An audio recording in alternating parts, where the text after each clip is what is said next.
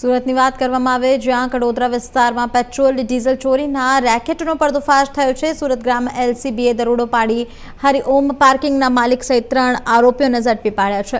પ્રાથમિક તપાસમાં સામે આવ્યું છે કે ટેન્કર ચાલકોની મિલીભગતથી પેટ્રોલ અને ડીઝલની ચોરી કરવામાં આવી હતી। આરોપીઓ ગેરકાયદેસર રીતે ઈંધણ કાઢીને તેનો સંગ્રહ અને વેચાણ કરતા હોવાનું પણ ખુલ્યું છે।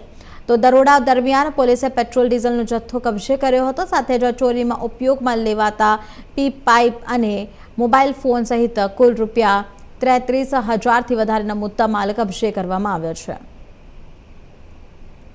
સમગ્ર ભારતમાં ચાલતા પેટ્રોલ ડીઝલની બચતના મહાઅભિયાન અંતર્ગત કોઈપણ જગ્યાએ કાળાબજારી કે સંગ્રહખોરી ન થાય તે માટે ઉપરી અધિકારીશ્રી દ્વારા સૂચના આપવામાં આવેલ હોય, જે અનુસંધાને સુરત ગ્રામ્ય એલસીબી ટીમ દ્વારા માણસો અલગ અલગ ટીમો બનાવી વિસ્તારમાં હતા। તે દરમિયાન માહિતી મળેલ કે કડોદરા ખાતે આવેલ હરિઓમ પાર્કિંગમાં ના માલિક નરેન્દ્ર કુમાર બધેલ તથા તેના સાગરીતો સાથે મળી પેટ્રોલ ડીઝલના ટેન્કરના ચાલકોનો સંપર્ક કરી પોતાના પાર્કિંગમાં લઈ જઈ અને ત્યાંથી પેટ્રોલ ડીઝલની ચોરી કરે છે।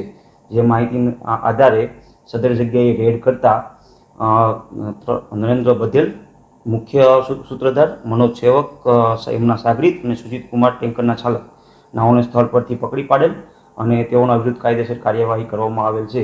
હાલની પરિસ્થિતિને ધ્યાનમાં રાખી 28,200 લીટરનું પેટ્રોલ ભરેલું ટેન્કર ઇન્ડિયન ઓઇલ કોર્પોરેશનને પરત સોંપવામાં આવેલ છે।